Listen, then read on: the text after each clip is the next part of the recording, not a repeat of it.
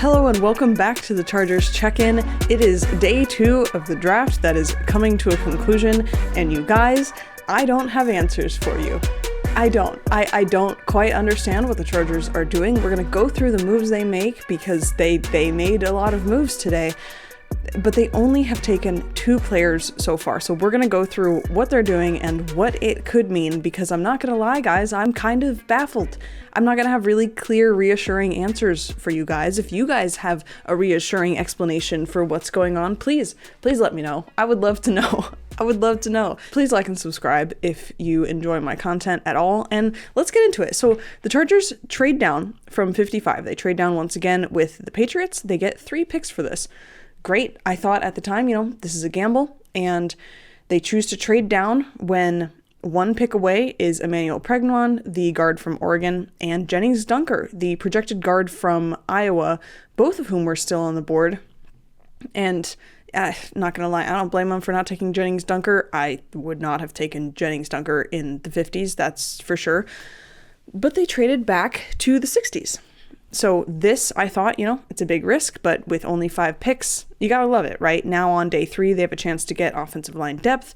They can get special teams players, depth at defensive back, depth at wide receiver. I mean, you have a lot of options when you have a lot of picks. That makes a lot of sense.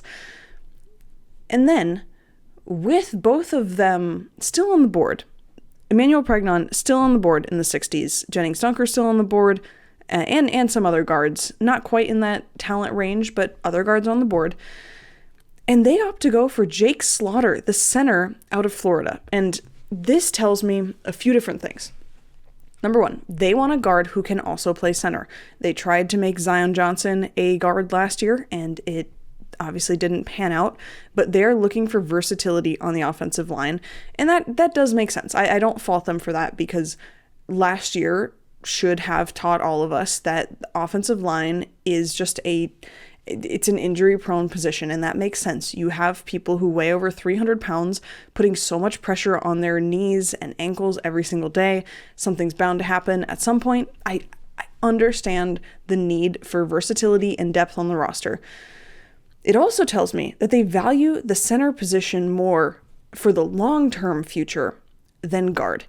And as a center, to be clear about Jake Slaughter, I had him 4th in the class. I had him behind Connor Lew, Sam Hecht, and Logan Jones. But they are clearly looking for a level of interior flexibility that they believed that a pure guard couldn't offer. This is someone, for me, I had a 3rd round grade on him as a center. Mind you, I did not evaluate him as a guard. If you do want to see my full evaluation of Jake Slaughter, I made a top centers in the draft video quite a while back, and my position on him, for the most part, I would say hasn't changed, although he did show in his pre-draft process that he's a little bit, even more athletic than I thought. But, I have questions about this pick. I have a lot of questions. So let's get to know Jake Slaughter. Okay, this is a brief introduction, but my comp for him is a 40-year-old salesman. Look at him. He looks like a tired father of 4, and he was purely a center in college, not someone who has proven that he can play another position. He's on the record of saying that he never played another position. He would at times at practice in high school and in college, but he never was needed to play in a game. As a center, his pass protection was pretty much as good as it gets for the position. He had a phenomenal anchor. He's really, really good against power, which obviously is very important in the NFL in general. Certainly going to be important in the AFC West next year. He pulls really well as a blocker, great at finishing blocks, and he very consistently had a low pad level, which is pretty rare for his position. Like I think some of the technical stuff when it comes to pass protection is often neglected by centers when teams are willing to just put up with someone who is just a good run blocker at the position. But let's understand why the Chargers would like him in particular. What would be appealing about Jake Slaughter when there are other good center and guard options? He is a there everyday guy. He never missed a game as a starter. He was a team captain for multiple years. By all accounts, he is a great leader. Like, listening to him talk in post-game interviews and stuff, he was all about taking responsibility and doing as much as he could from his position to win. And that includes being a commander of the offensive line. He would call protections, and he picked up stunts at a really high level. He always seemed to really know what was going on. That is absolutely the profile of a center of the future that the Chargers want. They want interior pass protection, and they want a leader of the offensive line. That's something that Justin Herbert has been missing since Corey Linsley went down. I don't blame them for wanting that. But I have questions. He was announced as a guard when they announced the draft pick. He has never played guard, like I said. If he is the center of the future, is that worth a second-round pick when you have Tyler Biadasz on the roster for a pretty cheap deal? They can get out of his deal next year or the year after that, and that's fine. But there were other good centers on the board, and I mean, the Bears got Logan Jones in, I want to say the 80s, I think is where they were picking. You know, and there were still other centers on the board. Was that worth foregoing taking a guard when there were good guards on the board, or even just another position? There were also good secondary players and good wide receivers and other things. You know, if you just go with purely the best player available, surely it was Jermod McCoy, right? Am I crazy for that? Surely it was Jermod McCoy, where, yeah, he may or may not play a lot because of injuries. He also, you know, has the highest ceiling of a vast majority of players available in the second round. So the best guard available to me was clearly Emmanuel Pregnon. Getting him at 55, I would have gone, yeah, that's a solid pick. Absolutely solid. I had him graded in the high 40s. So I'm not as high on him as other people are, but I also had Chase Besantis in the 40s. I would have understood taking him in the 30s, but I understand why they did not trade back from the first round in order to get one of those guards. But then he was available at 63 also. And that's when I go, okay, to me, there's clear value. And what that tells me is that, you know, with the Chargers passing on him, but also all of these other teams passing on him, the league maybe knows something that we don't, you know, whether it's an injury thing or an off the field thing or whatever it is, because I'm certainly not the only one who had a second round grade on him. And there were people out there with first round grades on him. So I don't know what's going on there. I am willing to give the Chargers the benefit of the doubt that the league just knows something that we don't. But he wasn't the only guard available. So yeah, I don't love this pick. It feels like a significant reach because, you know, even if they didn't have Tyler Biadasz, I kind of go, well, I don't think he was the best center available. Okay, they have a different evaluation. Fine. Do we really think he wouldn't have been available in the third round? Really? That's not the impression that I was getting from the rate at which centers were going. So I don't know. If you're going to reach, the way I see it, it should A, fill a need, and B, should be someone with impeccable character. Jake Slaughter does check one of those boxes. By every account, he's a great leader, and listening to him talk really, really compelled me. I'm absolutely ready to believe that, you know, I look at this offensive line. He fits the Joe Alt personality, the Justin Herbert, you know, Rashawn Slater, like these personalities. Yeah, he's going to fit right in. That makes a lot of sense. But center wasn't a need. So it's nothing against him. His character qualifies. Now, the other option, of course, is they took him because they believe him truly to be a guard. To be clear, if he is a guard, if he can manage to make that switch, he would be a great fit. He is very athletic. He checks the boxes for what you want in a Mike McDaniel kind of offense.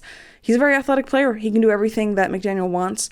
But to me, this is a serious and unnecessary risk. Why risk a player who you're projecting at guard when you don't have any proof that they can play it? Now, a lot of people, I think, are making a big deal of the fact that he didn't do well as a guard at the Senior Bowl.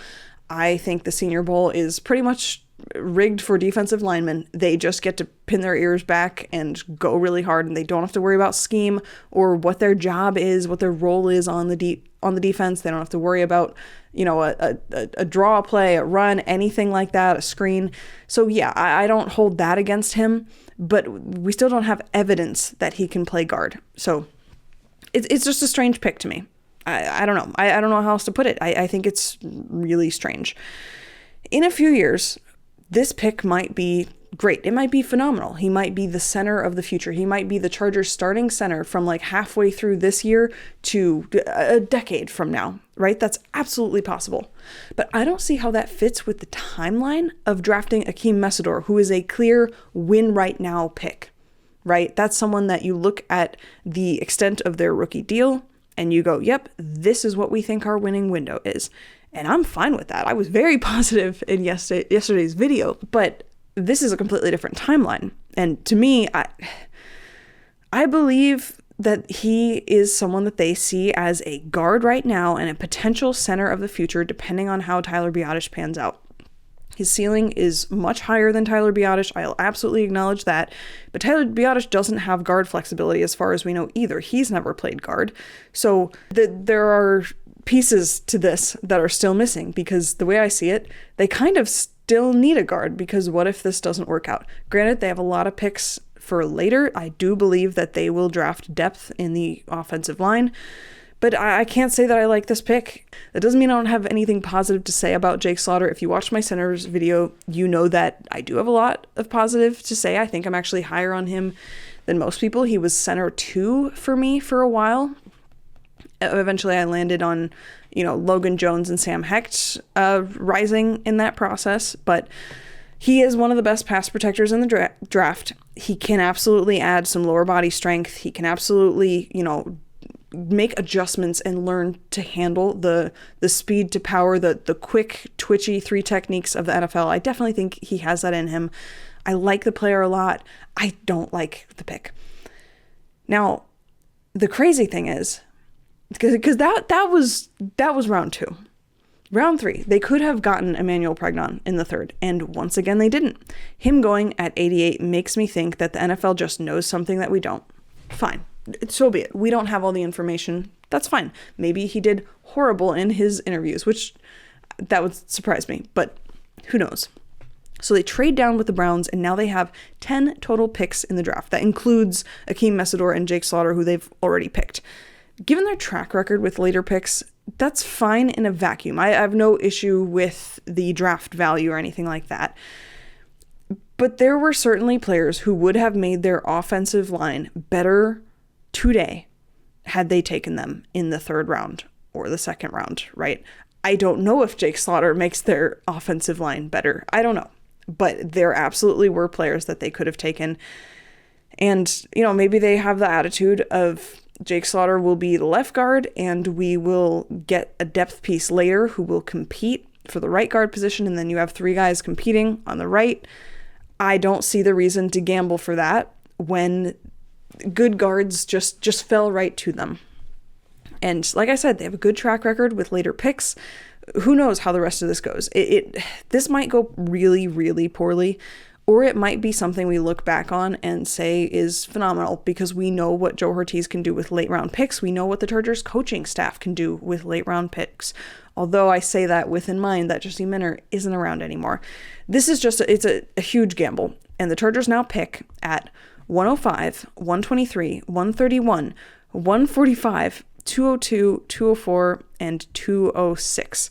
That gives them a lot of flexibility for the rest of the draft. If at any point there's a player that they don't want to take at whatever pick, but they want to take before their next pick, they have the capital to go up and get them. There will be plenty of depth guards in the 6th round, which is where those 200s picks are. The Chargers already had 204 and 123. Everything else was added. But I don't know what will be left in the 4th round in terms of guards. I don't know. That is also the risk. Maybe they have a certain grade on, some of these later guards. I definitely think there are still starting caliber guards available in the draft. I absolutely believe that. But this has been a bizarre process, despite starting off so strong with Akeem Mesidor. So who knows? Maybe Mike McDaniel and Butch Berry can turn Jake Slaughter into an excellent guard. And if that's the case, then this draft may be one we remember as fantastic. It's you as much as we grade drafts right away, and I will be grading the draft, we don't really know how a draft panned out till 2 or 3 years later. To this day, I don't know how I feel about the Amarian Hampton pick. It's like, yeah, at the time, I probably would have given it like a B. Like, did you really need a running back in the 1st round? But also, what else was available? And then he was hurt most of last year, so we don't really know, right? It's going to take a lot of time for these picks to kind of settle. But day 3 is going to be very exciting because we have so many picks to look forward to. all throughout the rest of the draft. So this is strange. Don't ever say that you know what is going to happen in the draft, or you know who's going to be available or who's not going to be available, because truly anything could happen. So let me know what you guys think, and more than anything, let me know what you guys want them to do now. Who do you want them to target now? What does it look like for them to get a guard with that 105 pick, and who are you hoping that they're able to target? And do you think that they actually will take a guard, or is it's just Jake Slaughter and that's it, and maybe we'll get some depth piece way later? So those are my questions for you, for the Chargers, for the universe. And thank you so much for watching. Really appreciate you guys being here. Feel free to like and subscribe if you have liked what you've seen, and I will do my best to cover day 3 of the draft as well.